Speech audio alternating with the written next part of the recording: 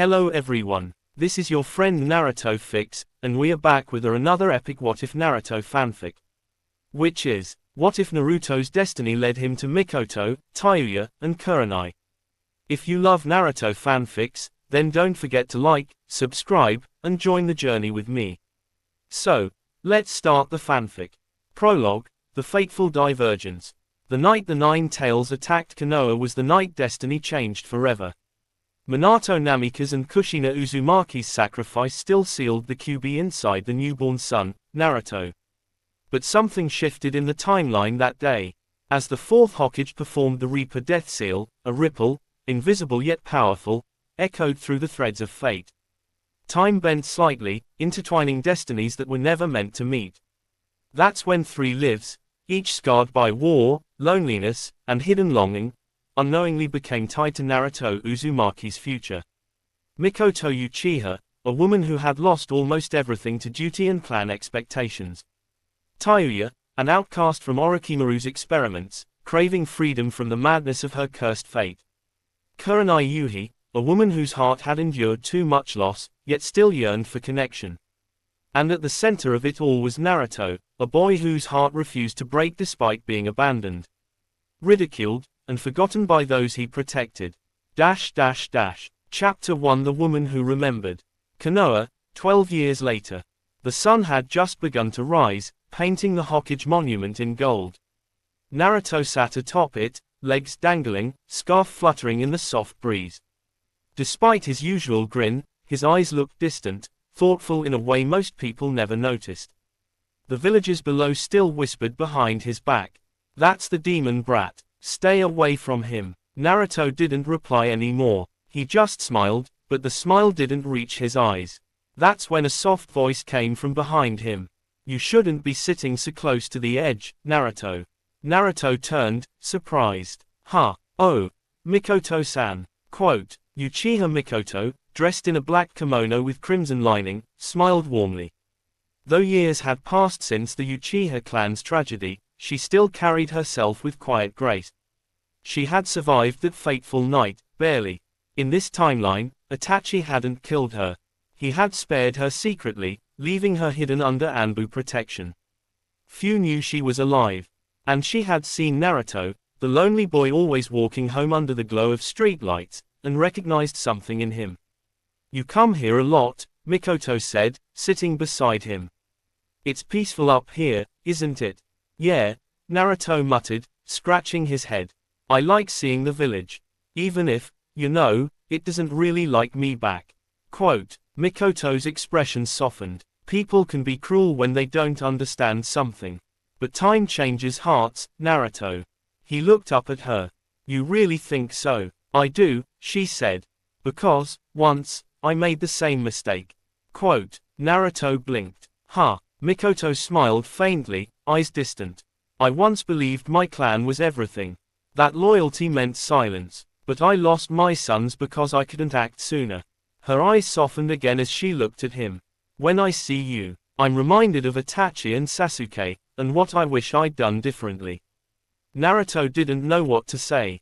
But when Mikoto placed her hand on his hair, ruffling it gently, warmth spread through his chest, something he hadn't felt in years. That small act planted the first seed, a bond that would grow beyond even the gods' design. Chapter 2 The Music of the Cursed. Far away from the hidden leaf, in a dark forest thick with mist, a red-haired girl leaned against a tree, flute in hand. Her clothes were torn from battle, her chakra reserves, low. Tayuya, one of the Sound Four, fierce, foul-mouthed, and loyal to none but herself now. Orochimaru's rule had begun to suffocate her. She was tired of being a pawn, tired of his experiments, and tired of the screams echoing in the sound. Villages' underground halls. She had tried to run. They hunted her for it. But somehow, she survived. Now, standing before a small creek, she washed her face, glaring at her reflection. "Stupid," she muttered. "What the hell are you even doing, Tayuya?" Then she remembered Naruto, the loud blonde idiot she'd fought during the Sasuke retrieval mission years ago. His stubbornness, his refusal to quit, even when he should have died. That memory made her fists clench. That moron, How the hell does someone like him keep smiling? She whispered. Little did she know, destiny had begun to pull her back toward that very idiot she cursed. Chapter 3 The Silent Bond. Weeks later, Naruto was returning from a B-rank mission with Team 7. His arms were covered in bandages, but his spirits were high. Hey, told ya, Kakashi-sensei, I could handle those bandits myself. Quote, Kakashi smirked behind his mask. You also destroyed half the bridge in the process, Naruto. Naruto laughed sheepishly. Hey, details. As they walked into the village gates, Kurenai Yuhi passed by, her long black hair tied back, crimson eyes half tired from a recent mission with her genin team. When she saw Naruto laughing, something about that sound made her pause. She remembered the boy from years ago, the orphan no one talked to. Now, he stood taller, stronger, his laughter genuine despite the scars beneath it.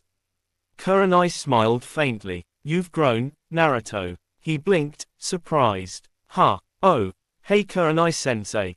You noticed. I notice more than people think, she replied softly. That small exchange sparked another connection. Kurenai began to see him around more often, at Ichiraku, near the training grounds, sometimes at the memorial stone when no one was watching. One evening, she found him training late, exhausted, sweat glistening under the moonlight. You push yourself too hard, she said.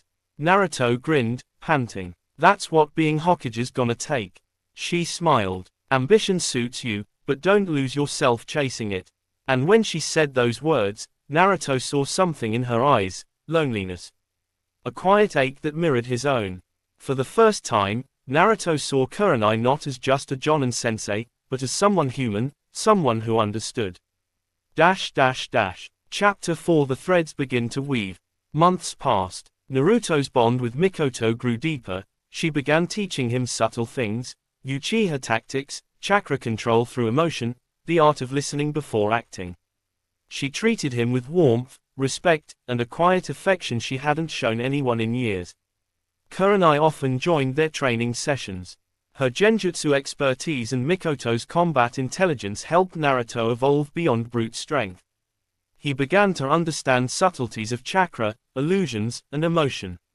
One evening, as they rested near the riverbank, Mikoto watched Naruto laugh as Kurenai teased him for falling into one of her genjutsu traps. Her heart felt lighter than it had in years. Minato, Kushina, you would have been proud of him, she thought. But destiny never allowed peace for long. Chapter 5 The Shadow of the Sound. Far from Konoha, Orochimaru seethed. She escaped again. He hissed, golden eyes narrowing. Tayuya, that insolent little worm. Kabuto adjusted his glasses. It appears she's heading north, toward Fire Country. Orochimaru smiled darkly. How poetic. Let her run. The world will eat her alive without me. Quote, but fate had other plans. As Tayuya staggered through the forest days later, her body weakened by infection from the cursed seal, she collapsed near a small village, one under Konoha's protection. Naruto and Kurenai happened to be returning from a mission there. Kurenai was the first to sense her chakra. Someone's here, she whispered, kunai drawn. When they found Tayuya unconscious, Naruto froze. I know, Kurenai said. She's one of Orochimaru's. Naruto frowned. We can't just leave her like this. Helping her could bring danger to the village, Kurenai warned. I don't care, Naruto said firmly. If I can save her, I will. Kurenai looked into his determined eyes and sighed. Fine, but she'll be your responsibility. Naruto smiled. Deal. And that's how Tayuya, the foul-mouthed outcast, entered Naruto's life once more. Chapter 6 The Cursed and the Kind. When Tayuya woke up, she nearly punched Naruto in the face. You blonde idiot, where the hell am I? You're safe, Naruto said calmly. You were hurt. We patched you up. Quote, she glared, noticing Kurenai watching quietly nearby. What, you think saving me makes you some hero, huh? Naruto shrugged. Nah, just doing what feels right. She clicked her tongue, turning away. You're insane. But deep inside, something stirred. No one had ever shown her kindness without wanting something in return. Over the following days, she recovered under Naruto's care. Mikoto visited occasionally, her motherly presence softening Tayuya's harsh edges. "You have beautiful strength," Mikoto said one evening. "But you hide it behind anger." Tayuya scoffed. "What would you know? I lost my sons to pride and silence," Mikoto said softly. "Don't lose yourself to hate." Quote, "For the first time, Tayuya didn't reply. And for the first time, she didn't curse when Naruto brought her dinner." Chapter 7 The Bond Forged in Battle. Weeks later, Konoha was attacked, remnants of the Sound Village, hunting for Tayuya. Naruto stood at the front, protecting the safe house where she hid. "Stay back," he yelled, summoning dozens of shadow clones. Rasengan's whirled in his palms, blue light illuminating his fierce eyes. Tayuya watched through the broken window, fists trembling. Why's he fighting for me? When a sound ninja nearly struck him from behind, she didn't think, she moved. Her flute played, summoning spectral warriors that tore through the enemy ranks. Side by side, she and Naruto fought until the last enemy fell. When it was over, they stood panting in the moonlight. Naruto smiled at her. "See, you're not alone anymore." Tayuya looked at him, eyes wide, heart pounding for reasons she didn't understand. "Idiot," she whispered. "You're gonna get yourself killed one day." He just grinned. "Maybe, but I'll die doing what's right." Mikoto and Kurenai arrived soon after, tending to the wounded.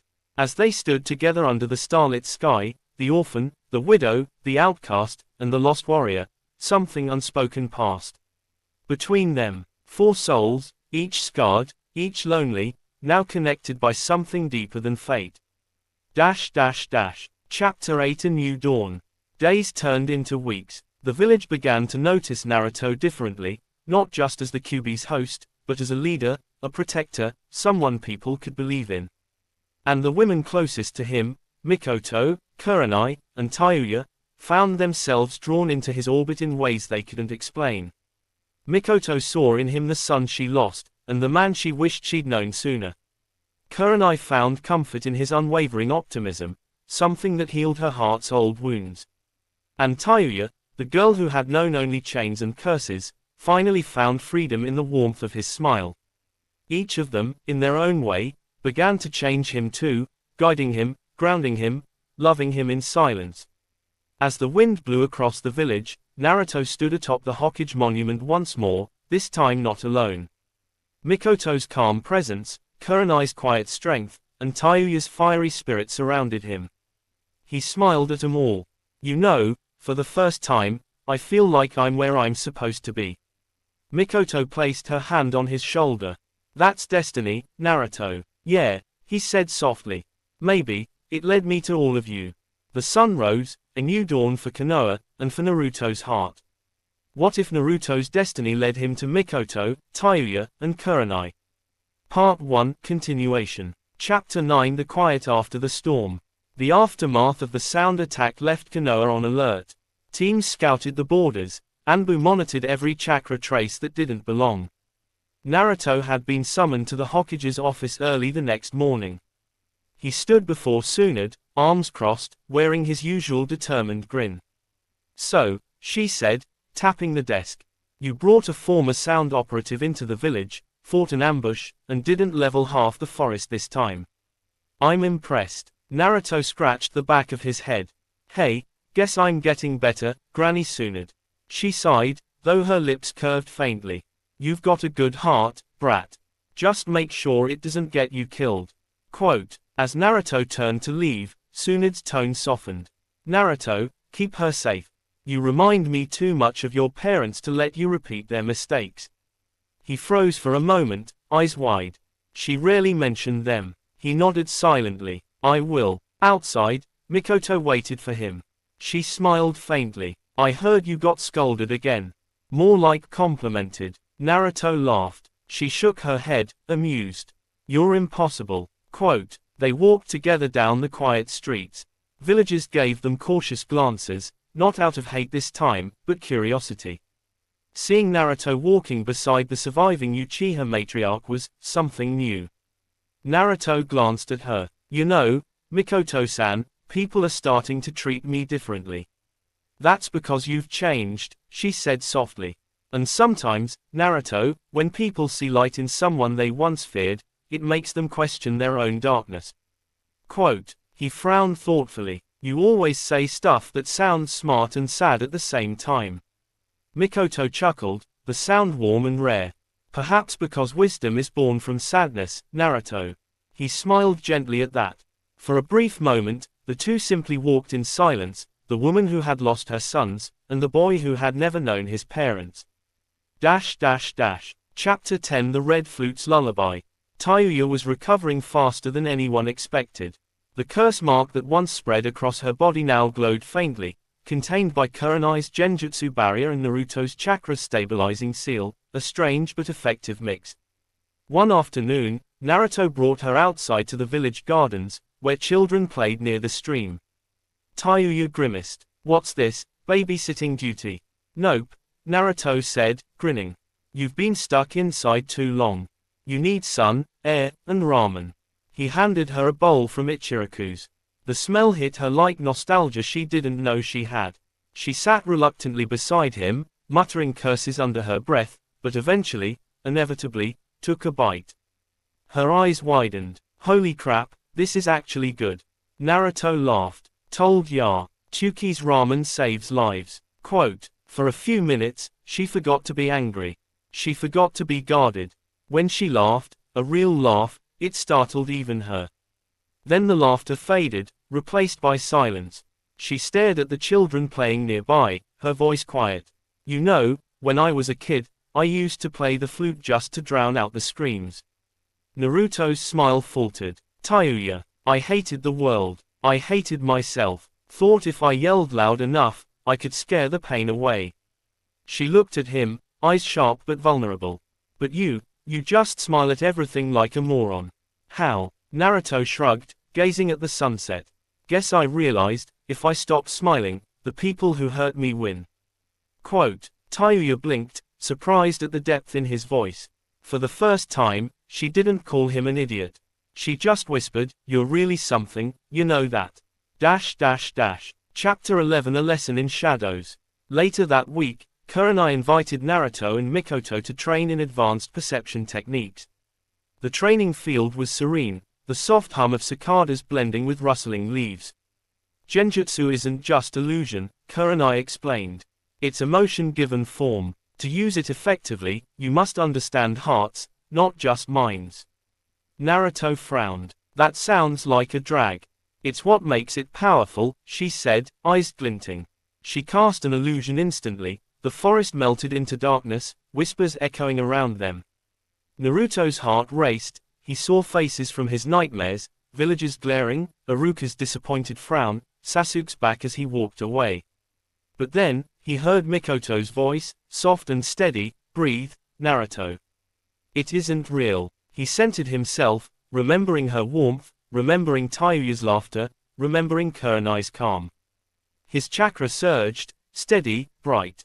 The illusion shattered. When he opened his eyes, Kurenai smiled approvingly. You broke it faster than I expected.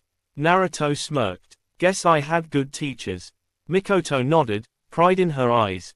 He's learning fast. Kurenai's gaze softened. You really believe in him? I have to, Mikoto replied quietly. Because I failed to believe in my own sons soon enough. There was a long pause. Naruto stood between them, realizing how deep their wounds went, and how, somehow, he was helping heal them. Chapter 12 The Night of Rain. It rained heavily that night.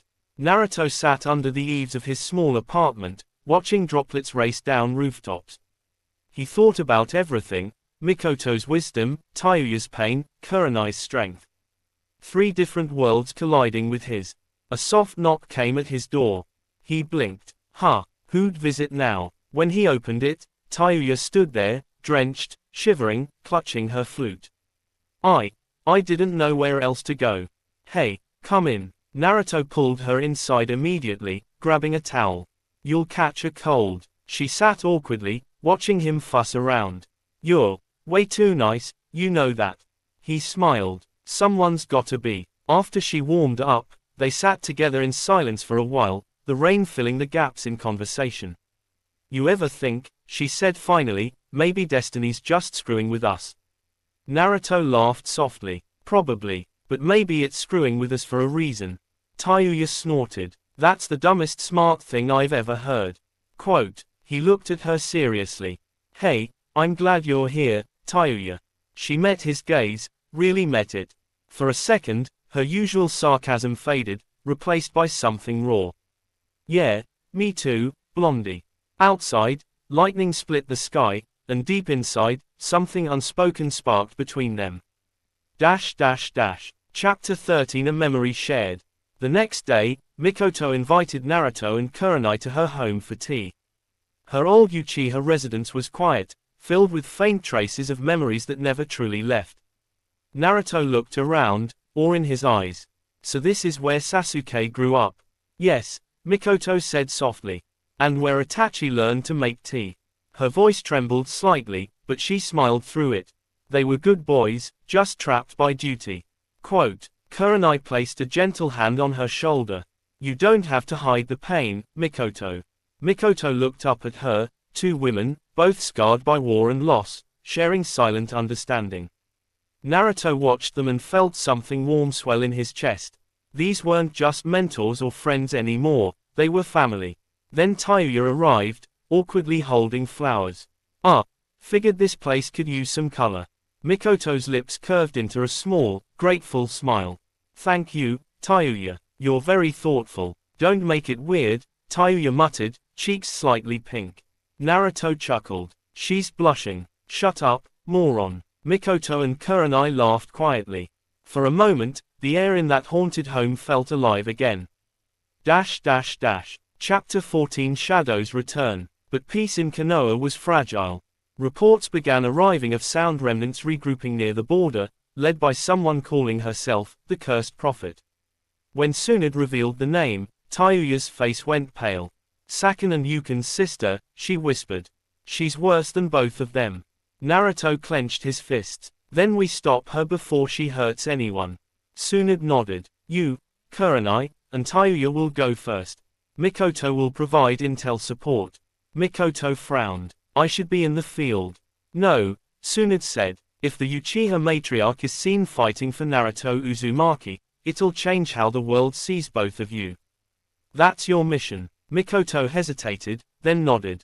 Understood. That night, as the team prepared to leave, Mikoto pulled Naruto aside. Be careful, she said quietly, touching his arm. Destiny may be cruel, but you can make it kind. Quote, Naruto smiled. Don't worry, I'm not letting anyone die this time. Chapter 15. Fire and Song. The battle in the forest was brutal. The Cursed Prophet unleashed waves of demonic chakra, twisting trees and air alike. Kurenai's genjutsu countered illusions while Tayuya summoned spectral warriors, her flute singing louder than the storm. Naruto charged ahead, Rasengan blazing, his chakra pulsing with golden energy that even Kurenai had never seen before. When the prophet's attack nearly struck Tayuya, Naruto jumped in front of her, taking the full hit. He crashed hard, blood staining the soil. Idiot, she screamed, rushing to his side. He coughed but grinned weakly. Told you, not letting anyone die. Tayuya's tears mixed with rain. Her flute trembled as she played one final melody, soft, broken, and beautiful. The notes wrapped around Naruto like a lullaby, stabilizing his chakra. Kurenai finished the fight with a genjutsu so powerful it shattered the prophet's mind, leaving her unconscious.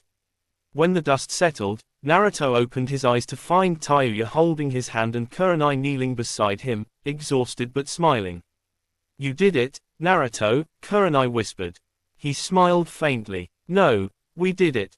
Chapter 16. The Bonds of Destiny. Days later, back in Konoha, the village celebrated their victory. But for Naruto, the real victory was quieter. He stood on the Hokage monument again, overlooking the village. Mikoto joined him, her eyes shining with quiet pride. Tsunade told me what you did, she said softly. You saved them, like your father would have.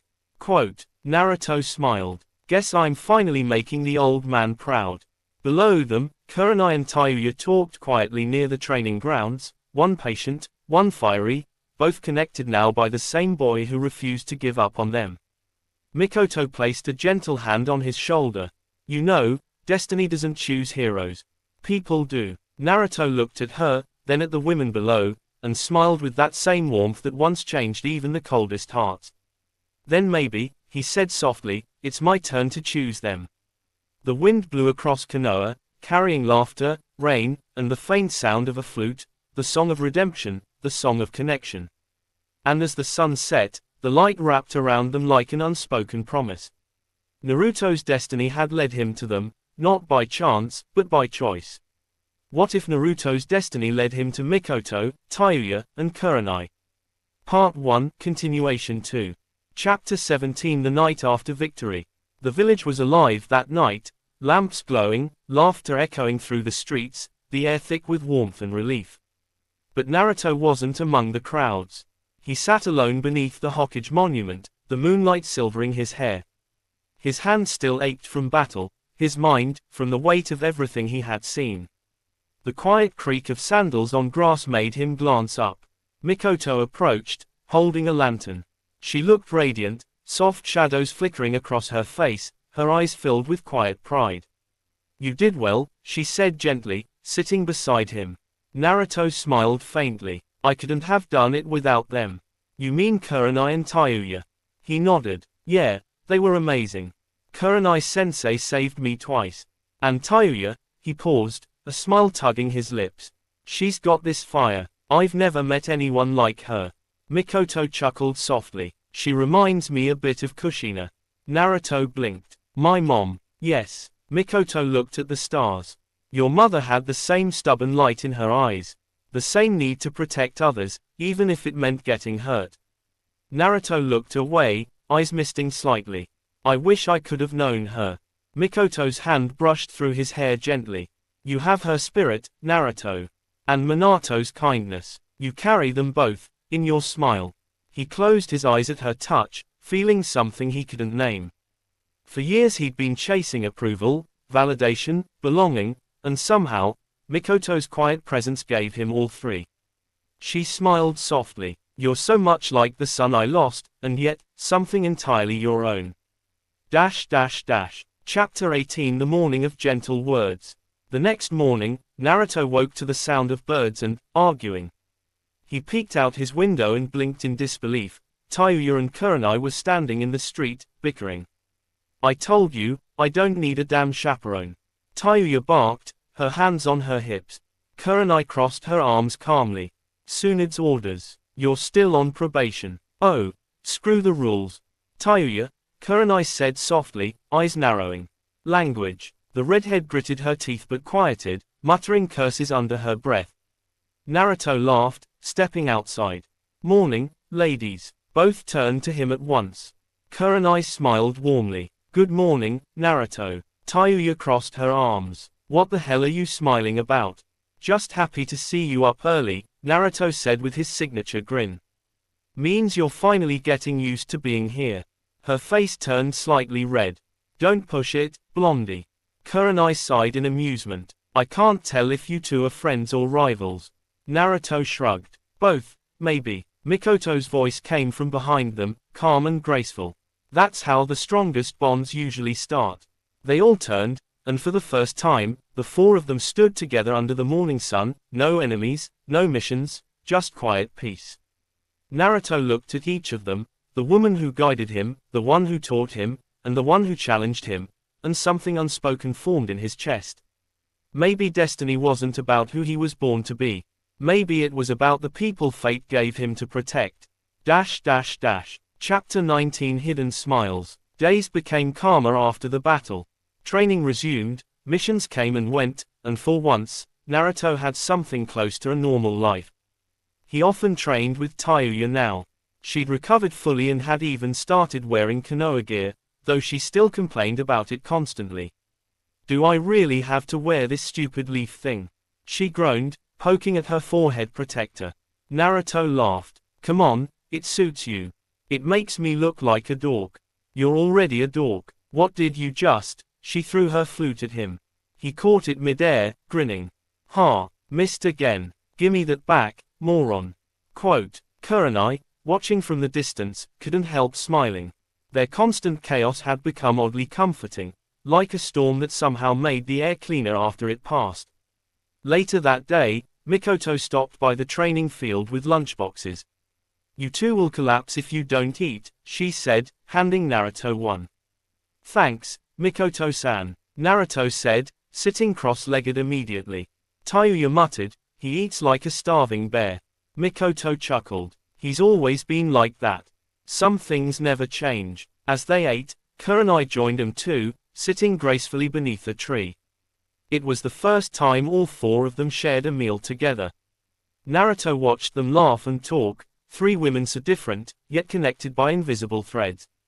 He couldn't explain why, but being near them made him feel whole, like every lonely night of his childhood was finally fading into light.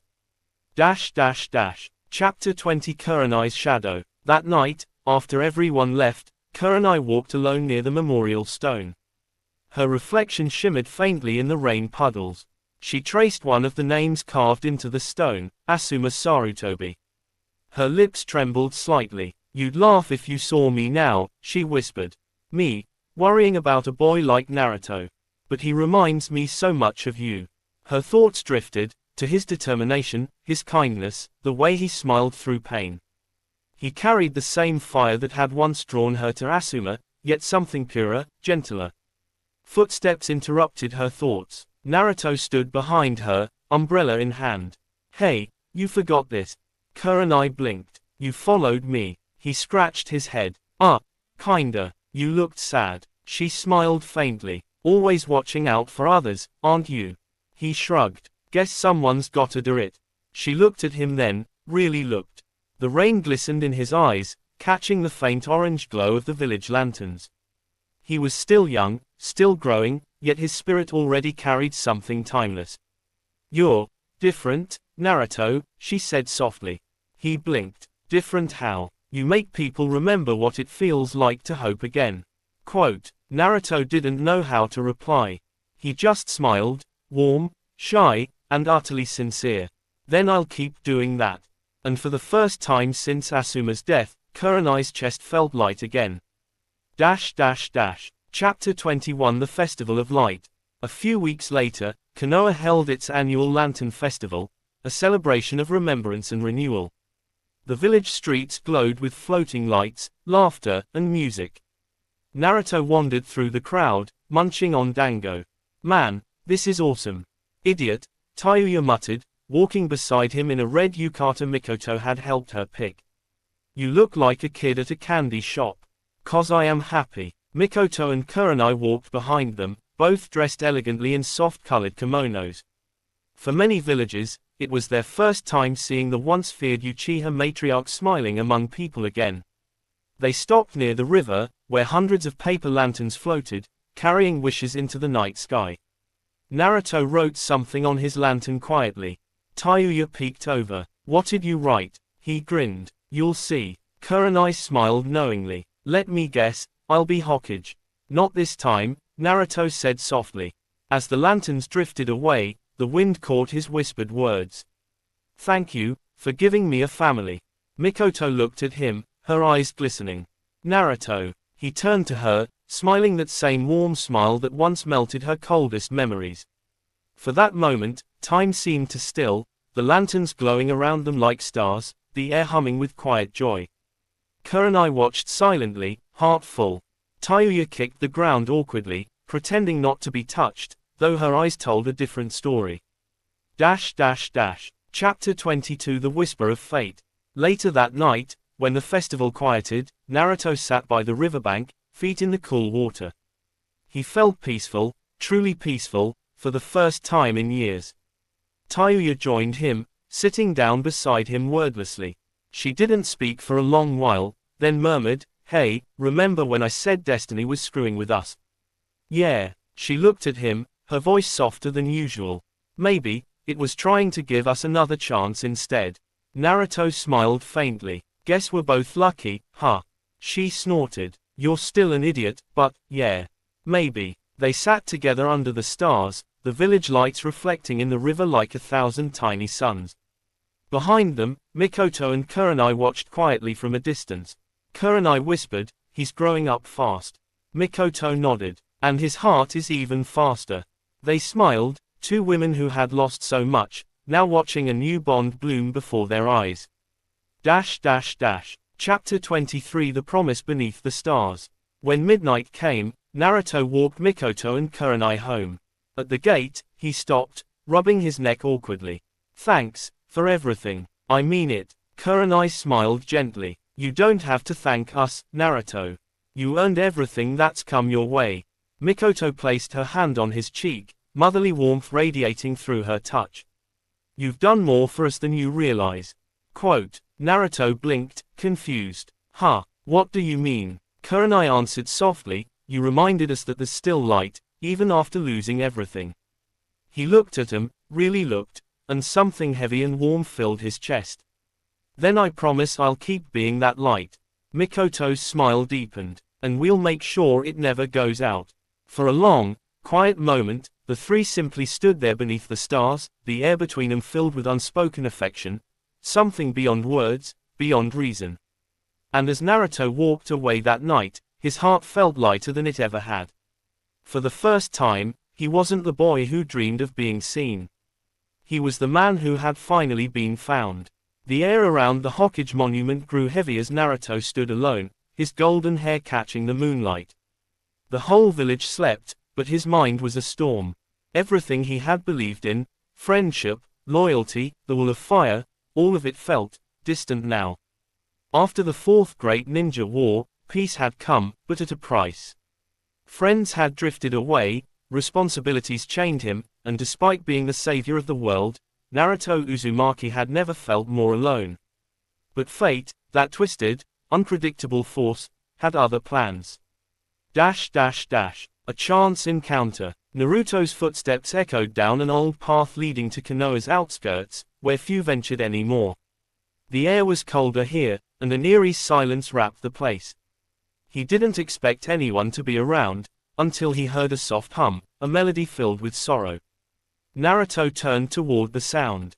Under the faint light of a broken lantern sat a woman with long black hair, her face partly hidden by the shadows. But her aura, it was unmistakable. "Mikoto Uchiha," Naruto whispered, disbelief tightening his throat. The woman looked up, older, her eyes deep with grief, but beautiful in a way that time itself seemed to respect. "You've grown, Naruto." Naruto blinked. He'd seen her once, when he was a child, a memory long buried. "I thought you were gone." Mikoto smiled faintly. "So did I. But sometimes, life plays cruel jokes. I survived, hidden away while everything I loved burned." Her voice cracked. Naruto saw years of pain behind her calm eyes. She was an Uchiha who had lost everything: husband, sons, clan. Naruto felt something stir within him, the empathy of a boy who knew loneliness too well. "I'm sorry," he said softly.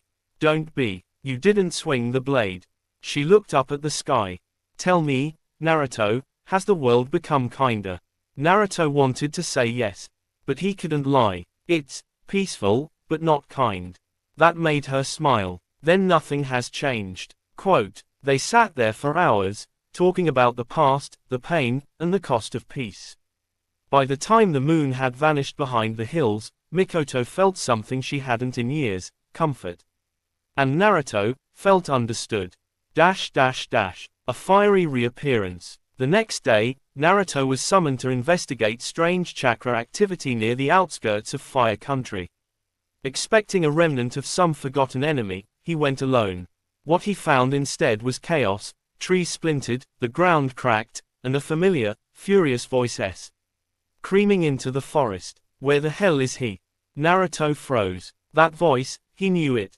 Tayuya. From behind a broken pillar, a redhead in a tattered sound uniform spun toward him, flute in hand. Her glare softened slightly. "You've gotta be kidding me. Blondie." Naruto scratched the back of his head awkwardly. "Hey, it's been years." Tayuya scoffed, lowering her flute. "Yeah, years of hell. Thanks for that, by the way. What are you doing here?" he asked. "I thought you died." She smirked. "Seems like everyone thinks that." Guess death got tired of chasing me. Naruto studied her, older now, sharper around the edges, but her fire hadn't dimmed. He remembered the brief clash years ago, her music that turned the battlefield into a nightmare. Now, that same fire burned with something different, survival. Relax, she said, seeing his cautious stance. I'm not here to start another war. I'm done with Orochimaru's crap. Naruto crossed his arms. Then why are you here? Tayuya looked away, eyes hardening. Because I've got nowhere else to go. The honesty hit him. Her voice trembled despite the defiance in her tone. Every damn place I go, people see this sound headband and want to kill me. I can't sleep, can't stay anywhere longer than a week. I'm tired, Naruto. Quote. He saw the same pain in her that he had seen in Mikoto, different stories, same loneliness. Without thinking, he said, come to Konoha. Tayuya blinked. What? I'll vouch for you. You deserve a chance. Quote. She laughed bitterly. You think your people will forgive an enemy? Naruto's blue eyes met hers, fierce and unwavering. I'll make them. For the first time in years, Tayuya didn't have a comeback. A meeting of paths. Weeks passed. Naruto managed to bring Tayuya into Konoha under probation. Many protested, especially the elders, but no one dared challenge the Hokage's will. Naruto wasn't sure why he felt compelled to help her. Maybe it was the same reason he'd kept visiting Mikoto in secret. Both women represented scars, the ones the world forgot but he couldn't ignore. One night, he invited Mikoto to the Hokage residence, intending to discuss a few reforms he wanted her advice on. But when he opened the door, Tayuya was already there, feet on the table, munching on dango. Mikoto's eyes widened slightly. A sound kunoiki. Tayuya turned, smirking. And you must be the Uchiha ghost everyone whispers about. Quote. Naruto rubbed his temples. Okay, maybe I should have planned this better. Mikoto's calm composure met Tayuya's fiery temper like water meeting flame. So, Tayuya said, leaning back, you're one of the famous Uchiha. No offense, but your clan sure knows how to cause trouble. Mikoto's lips curved into a faint smile. And you, I assume, never caused trouble yourself. Naruto braced for impact, but to his surprise, both women laughed. It was short, cautious laughter, but it broke the tension. By the end of the evening, they were talking, arguing, teasing, even smiling. Naruto watched them both, something strange blooming in his chest. He didn't realize it yet, but fate had already started weaving their stories together. A new light, Kurenai's return. A month later, Naruto was visiting the memorial stone. He had started doing that often, more now than ever. It helped him think. That's when a voice spoke behind him. Calm, familiar. You come here often now. Naruto turned, blinking in surprise. Kurenai sensei. She smiled softly, standing beside him with a bouquet of flowers. Asuma would be happy. You're doing well, Naruto. He scratched his neck. Hey, trying to. Kurenai placed the flowers at the stone, eyes soft. The village changed, but you carry it on your shoulders, don't you? Quote. Naruto shrugged. I guess someone has to. She looked at him, truly looked, not as a student, but as a man who had grown into something larger than life. You remind me of him sometimes. Strong, stubborn, always fighting for others. Quote. Naruto's heart warmed. That's a compliment I'll take. As they walked back together, Naruto noticed the exhaustion behind her gentle smile. Kurenai had lost Asuma, raised her child alone, and bore the quiet weight of grief for years. He'd known pain too, but hers was different, quiet, graceful, buried beneath strength. That night, Kurenai stopped by the Hokage residence to drop off mission reports. But as soon as she entered, she froze. Mikoto was sitting by the window with tea, while Tayuya lounged on the couch, arguing with Naruto about the taste of ramen versus rice balls. Oh, Kurenai murmured. I didn't realize you had guests. Quote. Naruto stood up quickly. Kurenai-sensei. No, it's fine. They're kind of my guests too. Mikoto offered a gentle nod. Kurenai. It's been years. Tayuya smirked. Another one, huh? How many beautiful women do you collect, Blondie? Quote. Naruto turned beet red. It's not like that. The room burst into laughter, even Kurenai, who covered her mouth shyly. That night turned unexpectedly lively. Mikoto shared stories of the old days, Kurenai spoke of teammates' adventures, and Tayuya threw sarcastic remarks that somehow made everyone laugh harder. And Naruto felt something shift. For the first time since the war, he wasn't alone. The beginning of something strange. Over the next few weeks, they became an odd little circle. Mikoto found solace in teaching Kurenai's daughter, Mirai, small lessons about chakra control. Tayuya became Naruto's sparring partner, often mocking him mid-fight, until she lost, of course. And Kurenai began helping Naruto refine his mental focus through genjutsu resistance and meditation. Each woman filled a space in his life he didn't know was empty. Mikoto gave him wisdom, the kind born from pain and forgiveness. Tayuya gave him fire, the raw reminder to keep fighting even when the world spits in your face. Kurenai gave him peace, the quiet balance between chaos and calm. And slowly, without realizing it, they began to need each other. The night of truth. One rainy night, after a mission gone wrong, Naruto returned home drenched and bleeding from a deep cut. Before he could even sit, Tayuya stormed into the room. "Idiot!" she yelled. "You almost got yourself killed." "I'm fine." "No, you're not," she snapped, grabbing his arm. Her hands trembled as she pressed a cloth against his wound. "You think being Hokage makes you invincible?" Naruto looked into her fiery eyes, his voice low. "You're worried." She froze, just for a moment, before glaring again. "Of course not, dumbass. Who else would I argue with?" Quote. From behind, Kurenai stepped in silently, handing a healing salve. "She's right, Naruto. You need to slow down." And then, Mikoto appeared in the doorway, her gaze softer than ever. "You can't carry the whole world forever, Naruto. Let others stand with you." He stared at all three of them, their concern, their warmth, and something inside him broke open. He had spent his life chasing acceptance, chasing love, chasing peace. But maybe, it had already found him. The turning point. Days turned into weeks, and the dynamic between them deepened. Small gestures spoke louder than words. Mikoto would linger a little longer when she poured him tea. Tayuya's insults grew softer, more playful. Kurenai's smiles carried unspoken warmth. Each of them saw a version of Naruto that no one else did, the man beneath the title. And Naruto, for the first time, saw what it meant to be loved not for what he was, but for who he was. Naruto stood on the balcony overlooking Konoha. The village glittered faintly under the moonlight. He used to look at it and feel proud. But lately, it only reminded him how heavy peace truly was. Behind him, a voice spoke softly. "You never rest, do you?" Naruto turned. Mikoto stepped out of the shadows, dressed in a black kimono. Her long hair fluttered in the night breeze. There was an ageless beauty to her, but her eyes told stories of pain that never healed. "Can't sleep," Naruto admitted. "Too many things on my mind." Mikoto came beside him, her gaze following his. The burden of a leader never ends.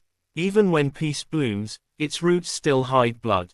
Naruto sighed. "I just keep wondering if I've done enough. If I've really made this world better." She turned to him, her expression softening. "Naruto, you carry the will of fire better than anyone before you. But don't forget, even fire needs rest, or it burns out." Quote. He looked at her, eyes reflecting the moon. "You sound like my mom." Mikoto chuckled, a soft, motherly laugh that made his chest tighten. "Maybe. Or maybe I just see too much of my sons in you." Her voice trembled for the briefest second, and Naruto noticed. Without thinking, he placed a hand on hers. "I'm sorry," he said quietly. Mikoto didn't pull away. Instead, she placed her other hand over his. "Don't be. For the first time in years, I don't feel alone." Quote. They stood like that for a long time, the silence between them more comforting than words. A spark in the training field. A few days later, Naruto sparred with Tayuya again in the northern field. It had become the daily ritual. She'd challenge him, lose, insult him, and storm off, only to return the next day. But this time, something felt different. Tayuya moved fast, her chakra flowing wildly as she used her flute to manipulate sound waves. Naruto dodged, his movements precise but restrained. "Come on, Hokage boy," she shouted. "Don't tell me that's all you got." He grinned, launching a quick clone that caught her by surprise. In seconds, she was pinned, her flute clattering to the ground. "Still not enough," he teased. "Damn it," Tayuya growled, wriggling beneath him. "One day, I'm gonna beat that smug look off your face." She froze as she realized how close he was, his breath brushing her cheek, his blue eyes locked onto hers. For a moment, neither moved. The air between them shifted, not battle, but tension of another kind. Naruto quickly stood, rubbing the back of his neck. Sorry, got carried away." Tayuya sat up, cheeks red. "You're lucky I don't break your ribs for that." But her tone lacked bite. In fact, her lips curved just slightly, the faintest hint of a smile she didn't want him to see. Naruto chuckled. "Guess you're finally going easy on me." Quote. She shot him a glare. "Keep dreaming, blondie." But when she turned away, her heart raced. For years she'd lived as a ghost, unwanted by any village or person. Yet now, for the first time, she didn't feel like a curse. The flower garden, a quiet moment. It was Kurenai who brought them all together next. One warm afternoon, she invited Naruto, Mikoto, and Tayuya to help her with her garden outside the training grounds. Flowers of every color bloomed, lilies, tulips, even rare lotus imported from the land of water. "Didn't know you were into this kind of stuff," Tayuya said, examining a patch of violets. Kurenai smiled. "They help me think. Flowers are patient. They don't rush, they just grow." Naruto crouched beside her, helping her trim the stems. "You always know how to calm people down, huh, Kurenai-sensei?" "Old habits," she said softly. "I spent years teaching hot-headed students." Her eyes flicked toward him playfully. Mikoto laughed quietly. "Seems like some of those students never learned patience." Naruto pretended to pout. "Hey, I've improved a lot." Even Tayuya chuckled, shaking her head. "You three are hopeless." But her smile lingered longer than usual. As the sun dipped low, Kurenai brewed tea for everyone. The four of them sat beneath the trees, laughing, teasing, remembering old times. The world around them faded, and for those fleeting hours, everything felt right. The festival night. Konoha's annual Lantern Festival arrived soon after, a celebration of peace and remembrance. The streets glowed with golden lights, the sky filled with laughter and fireworks. Naruto walked among the crowd, feeling something he hadn't felt in years, joy. He spotted Mikoto first, dressed in a deep crimson yukata. She carried herself with quiet elegance that made heads turn. Then Tayuya appeared, wearing a dark green outfit that matched her fiery hair, though she grumbled about the fancy crap the whole time. Kurenai arrived last, her graceful steps making her seem almost ethereal under the lantern glow. Naruto stood frozen. "You all look amazing." Tayuya rolled her eyes. Yeah, save it, hero boy." But a faint blush betrayed her. Mikoto smiled warmly. "Shall we walk together?" The four of them strolled through the festival, sharing food, watching the fireworks, and lighting lanterns at tea. River's edge. When it was time to release their lanterns, Kurenai whispered, "Let's each make a wish." Naruto looked at his small paper lantern, its flame flickering softly. He thought of his past, his losses, his friends. But when he looked up, at Mikoto's serene smile, Tayuya's smirk, and Kurenai's gentle eyes, his wish became clear. "I wish," he said quietly, "that this moment never ends." The others smiled, their lanterns rising into the night sky together. For the first time, Naruto didn't feel like the savior of the world, he just felt human. The Night Confessions. Later that night, as the festival lights dimmed and the crowds dispersed, Naruto walked home alone. But he wasn't alone for long. Mikoto was waiting at his doorstep, her expression calm but her eyes soft. "Couldn't sleep?" Naruto asked. "Not tonight," she replied. After a pause, she added, "I wanted to thank you for giving me a reason to smile again." He stepped closer. You don't need to thank me. She looked up at him, eyes shimmering. I do. You remind me that life doesn't end with loss. It begins again, with hope. Before Naruto could respond, she leaned up and pressed a soft kiss to his cheek. Good night, Naruto. He stood there frozen as she disappeared into the darkness. His heart thundered, but before he could even collect his thoughts, another figure dropped from a nearby tree. Oi, Blondie, Tayuya muttered, folding her arms. You've got all the luck, huh? Naruto sighed. Were you spying on me? She smirked. Just passing by, but her tone was softer than usual. She kicked at the dirt awkwardly. Look, I don't do this mushy stuff, but, thanks. For not giving up on me. Naruto smiled. You don't have to thank me either. Tayuya stared at him for a long moment, then sighed.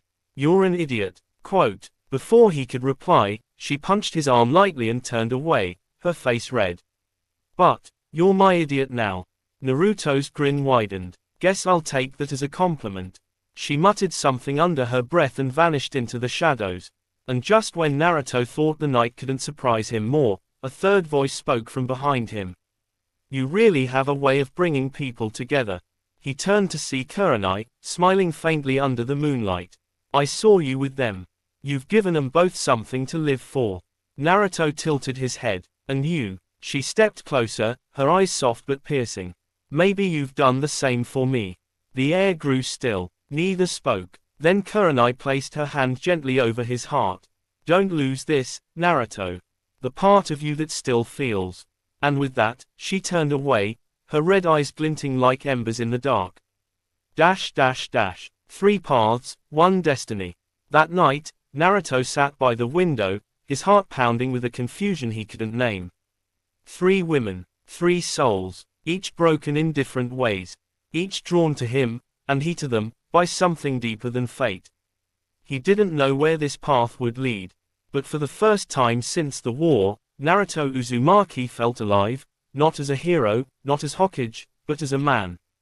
What if Naruto's destiny led him to Mikoto, Tayuya, and Kurenai? Part 1, Final Ending, 4,000+ words summary closure. The soft whisper of dawn crept through the Hokage's residence as Naruto sat beside the window, the first rays of sunlight washing over his face. He hadn't slept, not because of nightmares, but because of thoughts. Thoughts of them, of Mikoto's quiet wisdom, Tayuya's unfiltered fire, and Kurenai's steady calm. The days behind him had been full, laughter, pain, discovery, and a kind of peace he hadn't known since his childhood. Yet deep inside, he knew destiny was stirring again. Something bigger than all of them was approaching. But tonight, for once, there was no battle to fight. Only hearts beginning to heal. Morning in Konoha. Naruto walked through the village early that morning. Vendors opened their shops, children ran through the streets, and the air smelled of steamed buns and new beginnings. Everywhere he looked, life thrived, peaceful, vibrant, alive. And yet, for him, this peace felt different now. Because for the first time, he wasn't watching it from the outside. He was a part of it. As he crossed the main square, voices called out. Lord Hokage. Quote, Morning, Naruto-sama. He smiled and waved, but his gaze lingered when he noticed 3 familiar figures at the edge of the marketplace. Mikoto was helping an elderly vendor arrange her stall. Her long black hair shimmered like ink in the sun, and her movements carried the grace of someone who had long forgotten how to rush. Tayuya, of course, was leaning against a post, smirking, pretending she didn't care, though she was clearly keeping an eye on Mikoto. And Kurenai stood nearby, holding a small bundle of flowers, talking gently with the children gathered around her. The 3 women, from different worlds, different pasts, now shared one strange bond. And at the center of it, was him. A new purpose. Later that day, the 4 of them met at the Hokage office. On the table lay a scroll, one that held plans for a new academy project Naruto had been designing, the Shinobi Renewal Program, a plan to help rogue ninjas, war survivors, and orphans find a new life in the village. Mikoto was the first to speak. It's a beautiful idea, Naruto. A place where people like Tayuya or even me can belong again. Kurenai nodded. It gives people something to live for, not just survive. Tayuya shrugged. TCH, you make it sound all poetic. I just like the idea of kicking lazy rookies into shape. Naruto chuckled. Then you're hired as an instructor. Wait, what? Mikoto smiled faintly. I could help with chakra control classes. It's been too long since I taught anyone. Kurenai's eyes softened. And I can guide them in mental training. Many of them will carry trauma. Naruto looked at them all, pride swelling in his chest. Then it's settled. We'll rebuild the academy together. In that moment, he realized something profound. They weren't just companions drawn by fate. They were his team. Not Team 7, not a squad of shinobi, but a family formed by healing, loss, and hope. Evening reflections. That night, as the orange glow of sunset blanketed Konoha, Naruto stood atop the Hokage monument again. The wind carried faint laughter from the village below. Behind him, he sensed a familiar chakra, calm, warm, motherly. Mikoto, he said softly. She came to stand beside him. You've given the village something new again. Not power, but heart. He looked at her. I couldn't have done it without you. Her eyes met his, deep with unspoken emotion. You remind me that love, no matter how broken, can still bloom again. Before he could reply, another presence approached. TCH, always getting poetic, huh? Tayuya stepped forward, hands in pockets. You both sound like an old couple. Mikoto smiled. And you sound like someone jealous. What? No way, she blurted, cheeks red. Naruto laughed. You're getting soft, Tayuya. Keep talking and I'll punch that grin off your face, she muttered, but her voice was lighter, teasing. Moments later, Kurenai arrived, carrying a small lantern. The children lit these for peace, she said softly, setting it down beside them. But I think we all need one too. The four of them watched as the lantern flickered to life, its gentle glow reflecting in their eyes. The realization. Naruto looked at him, really looked. Mikoto's calm strength. Tayuya's untamed spirit. Kurenai's graceful resolve. Each of them had come into his life by chance, yet none of it felt accidental. They had become more than just people he cared about. They were the embodiment of everything he fought for: compassion, resilience, and the courage to live again after pain. Mikoto turned to him. You've grown into more than a Hokage, Naruto. You've become what this world needed most, a reminder that even after war, love can still heal. Tayuya snorted. All right, enough with the cheesy stuff. I'm hungry. Kurenai chuckled softly. There's still time before dinner. How about we all go to Ichiraku's? Naruto smiled, wide and genuine. You read my mind. Ichiraku nights. As the sun set completely, the four of them sat at the counter of Ichiraku Ramen, the same place where Naruto's journey had begun. Extra pork for me, Tayuya demanded. Same as always, Naruto grinned. Mikoto and Kurenai ordered modestly, smiling as they watched Naruto and Tayuya bicker like siblings. Hard to believe, Kurenai said quietly, that this place was once where the orphan sat alone. Quote, Naruto looked around the familiar stall, the warmth, the laughter, the smell of broth filling the air. Guess I'm not alone anymore. Mikoto reached out and placed her hand gently over his. You never were, Naruto. You just needed the right people to remind you. Tayuya rolled her eyes but smiled faintly. You're all getting way too emotional for one bowl of noodles. Naruto laughed. Maybe, but that's what makes it taste better. Quote, they ate, laughed, and shared small memories that blended joy and sorrow into something beautiful. When they finally stepped outside, the night sky was alive with stars. The air was cool, soft, endless, like a promise. The end of part 1. Naruto stood between them at the gate overlooking the village, Mikoto on his left, Tayuya on his right, Kurenai just behind him. For once, he didn't feel like the boy who chased after dreams or the Hokage burdened with duty. He felt complete, and deep down, he understood what destiny truly meant, not a path of power or prophecy, but one of hearts intertwined by fate, by pain, and by love. As the wind whispered through the leaves of the great village, Naruto smiled and whispered. Greater than, thank you, for finding me. And for that night, the Hokage who carried the world on his shoulders finally felt free. If you enjoy this fanfic, then please like and subscribe my channel Narutofix 11 for more fanfic. Thank you.